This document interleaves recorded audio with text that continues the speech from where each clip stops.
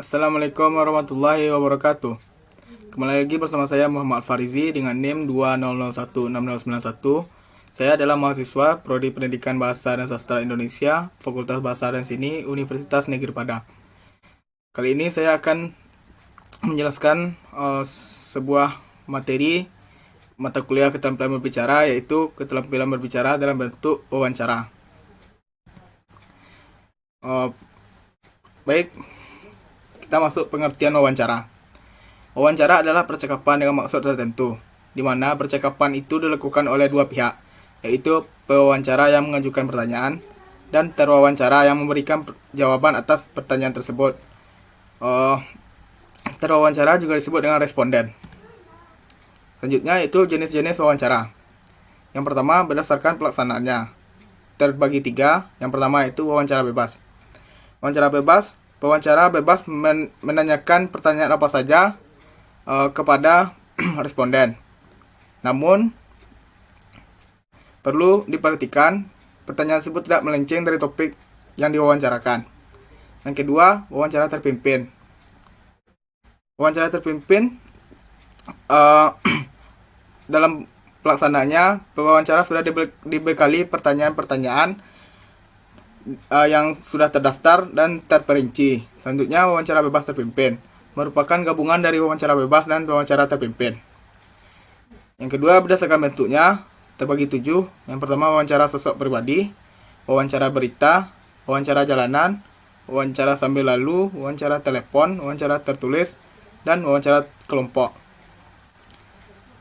Yang ketiga, berdasarkan cara pelaksanaannya, terbagi 2. Yang pertama, wawancara berstruktur. Yang kedua, wawancara tak berstruktur. Selanjutnya, jenis-jenis pertanyaan dalam wawancara. Yang pertama, pertanyaan terbuka. Merupakan pertanyaan yang menginginkan jawaban yang luas.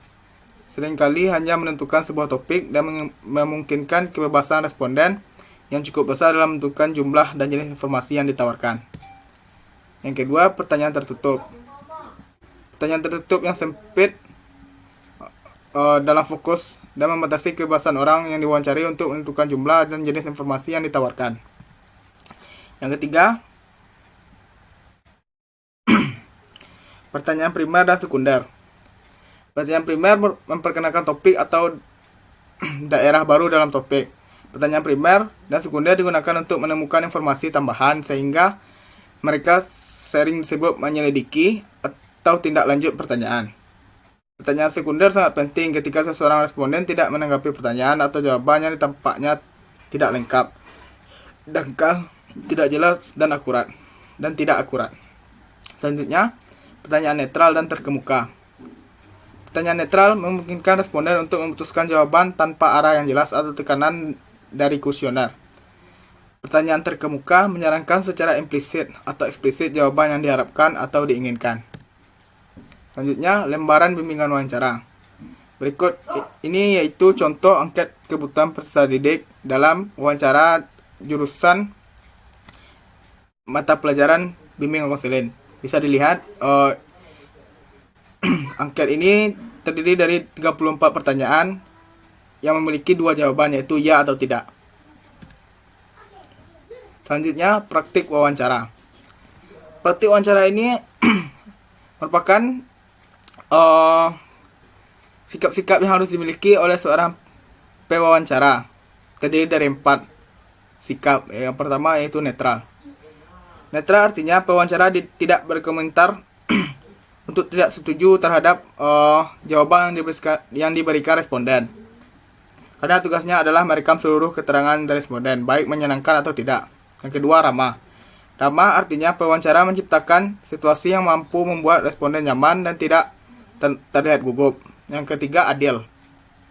Adil artinya pewawancara harus bisa memperlakukan semua responden dengan sama rata dan tidak memperlakukan salah satu responden secara istimewa atau mengistimewakan salah satu responden. Yang keempat, hindari ketegangan. Pewawancara harus dapat menghindari ketegangan dengan cara membawakan pertanyaan yang santai yang tidak terlalu terburu-buru. Baik, sekian Sekian materi keterampilan berbicara dalam bentuk wawancara. Terima kasih. Assalamualaikum warahmatullahi wabarakatuh.